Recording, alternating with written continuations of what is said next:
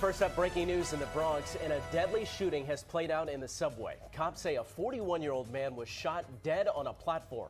It happened at the 170th Street station on the BD line. Now, this is the first homicide in the subway this year. The violence comes on the same day NYPD Commissioner Tisch announced major changes to address crime in the Bronx. Eyewitness News reporter Darla Miles live at the scene of the concourse section with what police are saying about the motive tonight. Darla? Mike, Sandra, we don't know anything about the motive yet. What we know right now is that a 41-year-old man was found on the platform after a 911 call with multiple gunshot wounds.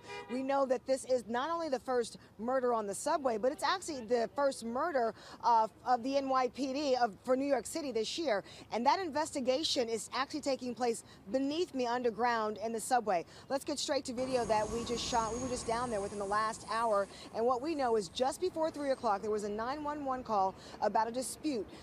Now, it's unclear right now whether the dispute started on the train or if it started on the platform, but when officers arrived, that's when they found a 41-year-old man with multiple gunshot wounds to his chest. Now, we are learning that this is a person who is known to the subway system, according to the NYPD.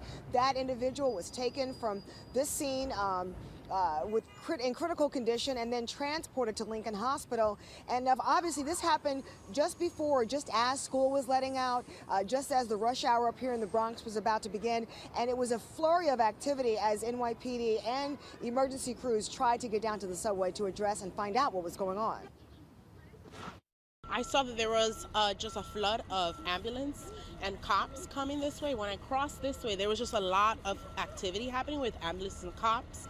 The cops rushed out, just putting on their outfits, their suits, and ran downstairs. They moved really, really fast because within like a minute of me walking up from another street down this way, they had already closed down the other exit and were rushing down this one. This one was still open, interestingly enough, and someone came up and said someone was killed.